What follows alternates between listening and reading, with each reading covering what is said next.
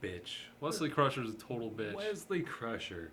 This is the Yard Dog White from Australia. It's got this cute little Look at that cute little guy. Mexican Chihuahua. So he can't lick himself or whatever. He's got the cone. We also brought his buddy, the Yard Dog Yeah. Red. Look at that nasty little fucker there. And that's a beast. He's gonna get you. So we started with the white. I think the term is patio pounder. That's what this is. I'm not gonna Google that. That's what this is. This is a patio pounder. There's that kind of like honeyed mouth coating thing, probably Yep. from the Viognier. Mm-hmm. I thought it was like pear and a little apricot. Just envision this on like a hot summer night or in the middle of the afternoon in summer, you know, you're just sitting out there. It's all a bunch of sweat beating down the glass, you know, you're just drinking this refreshing ass wine. It's frighteningly drinkable and smooth. Like you could probably drink this whole bottle in just like one, you know, sustained. I was thinking like 6 of them, like 6 bottles. Like 6 bottles. Yeah. Yeah, you could do that. I could see that. That would be a good day. For a while. Yeah. I guess I would give it 3.5 Bob Barker PSAs about spaying and neutering your pets out of 5 of those. Yeah, I like that 3.5. I'm gonna stick with the 3.5, but mine will be the safety cone. You know, So the dog can't. so he can't chew his fur off like my cat does.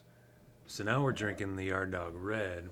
This is a lot softer than it's been in the past.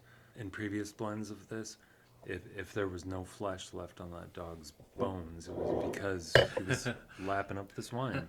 Both of these wines are like $12. Very good for the price. Yeah. You really can't go wrong with a high quality $12 wine. They're still on 2011, even though they changed the blend. Yeah, we were paging through. We happened to have the label for what we thought was an older vintage, but it turns out it's the same vintage. But oddly enough, it has an entirely different percentages of grapes and entirely different grapes, except the Cabernet.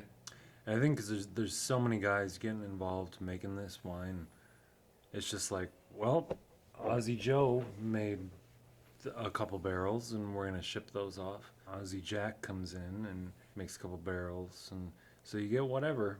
When a wine changes so much, even not even vintage to vintage, but even like, you know, within the same vintage, like, is there like a common thread you're supposed to try to maintain with this wine, you know? I would think that usually you want to maintain a consistency.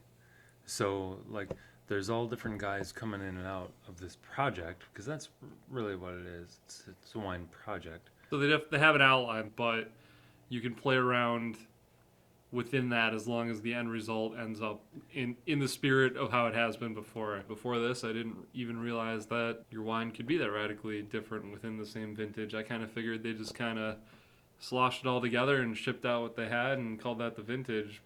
I'm going to give 3 rabies shots. I'm going to give this 3 Baja Men out of 5. I don't know how many Baja Men there actually are, but someone let the dogs out here, so... Oh, who?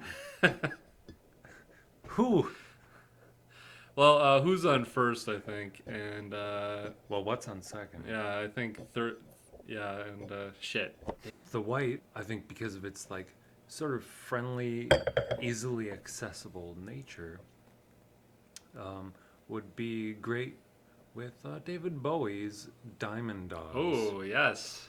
And then the red here, because it's a little more closed off, a little more in the nighttime.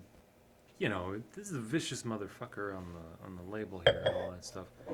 Would be better paired with Tom Waits' Rain Dogs. Oh. Those are some good-ass pairings right there. Go listen to them. Honestly, I don't know if like $12 wines deserve that kind of class, but here we are.